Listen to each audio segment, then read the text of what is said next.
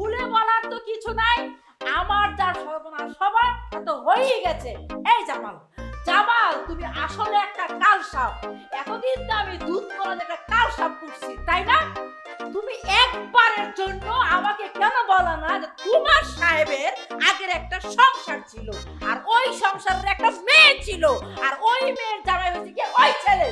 আব্বা উনি সব কি বলতেছে? আমি তো কিছুই বুঝতেছি না। এই চোরের বাচ্চা চোর, একদম চুপ। আজকে আমি বলবো, তুই শুনবি। ম্যাডাম, ম্যাডাম আপনারা উত্তেজিত হবেন না, আমি ঘটনাটা খুলে বলতেছি।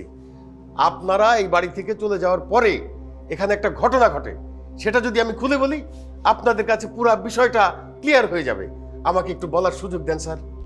বাবা তুমি একটু থামো, ঘটনাটা আমি খালুজানকে খুলে বলছি।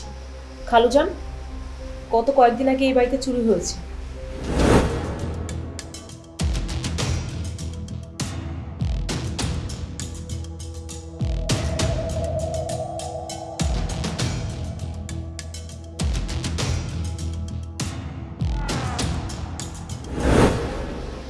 এই হচ্ছে ঘটনা।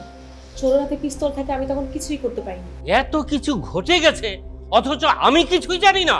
জামাল, তুমি আমাকে কোনো কিছু বলার প্রয়োজনই মনে করনি।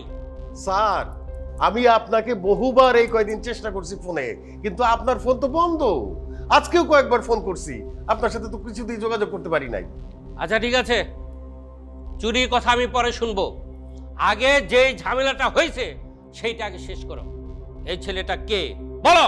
স্যার, এই যে আমি খুলে বলতেছি, চোর যখন চুরি করে পালায় গেল, আমরা ধরতে পারলাম না। আমি আর হাসি বিরাট দুশ্চিন্তায় পড়ে গেলাম।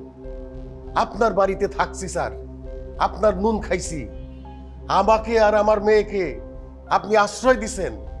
ওর মা মারা যাওয়ার পরে আপনিই ডাইকা নিয়ে আসছেন এই বাড়িতে। এই যে আপনার নুন খেয়ে কিভাবে নেমো খারাপি করি। এরপর আমি আর হাসি বিরাট দুশ্চিন্তায় পড়ে গেলাম। এই চুরির মাল যেভাবে হোক উদ্ধার তো করতেই হবে। কি করব ভেবে পাচ্ছিলাম না। ভাগ্যক্রমে হাসির সাথে ওই চোরের দেখা হয়ে যায়। ও এসে যখন আমাকে বলে, আমরা একটা প্ল্যানিং করে ওই চোরকে আমাদের বাসায় ডেকে নিয়ে আসি। ওর যাতে আমাদের উপরে বিশ্বাস হয় সেই জন্যে হাসির সাথে মিথ্যামিথ্যে ওকে বিয়েও দিয়ে দিই। স্যার, আমি কোনোদিন কোনোভাবে চাই নাই যে আপনি আমার আর আমার মেয়ের উপরে আপনার কোনো অবিশ্বাস জন্ম নিক। তাই বাধ্য হয়ে এই ঘটনাটা ঘটাইতে হয়েছে। আর এই পুরা চুরির গল্পের নায়ক হচ্ছে এই যে চোর। ওকে, কোনো সমস্যা নেই, আমি সব বুঝতে পারছি। শোনো, আমি পুলিশকে ফোন দিচ্ছি, তুমি এই ছেলেটাকে পুলিশে দিয়ে দাও।